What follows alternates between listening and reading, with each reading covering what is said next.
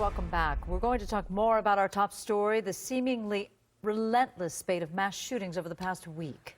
Matt Johnson's been on that for us tonight, and he joins us again with some advice from an expert we all know about what we can learn from these terrible events and how to cope. Phil, Susan, yes, good evening. So in light of those two mass shootings this weekend and that third that we were talking about just 1 week ago in Gilroy, I spoke with a forensic psychiatrist and a terrorism expert to get her take. Tonight, vigils like this one in El Paso being held across the country in response to a string of mass shootings in recent days. Gilroy 1 week ago, Saturday, El Paso, and less than 24 hours later, Dayton, Ohio. Dozens of innocent victims killed, dozens more injured. What kind of discussion should we be having in the wake of these horrible events? We need to really have more awareness of violent media, which also plays a role in this, disenfranchisement. We need to, a lot of people are coming up without any direction, like these shooters, for example. They were all around the same age and they didn't have any direction.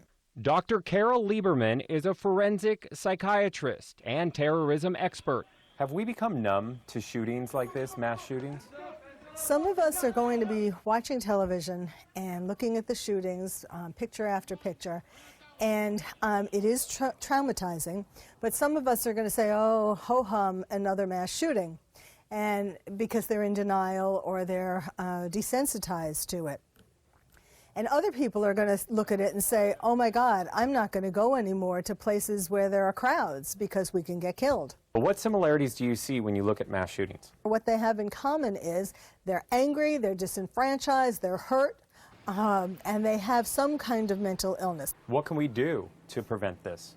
People need to be paying more attention to the warning signs. Each of these shooters, these three as examples, each of them gave off signs before they actually committed the mass shooting.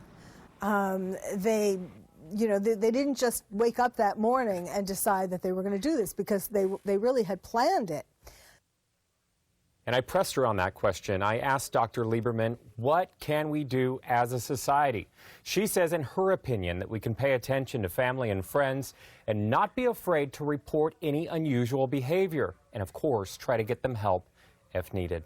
In the newsroom, Matt Johnson, Fox 11 News.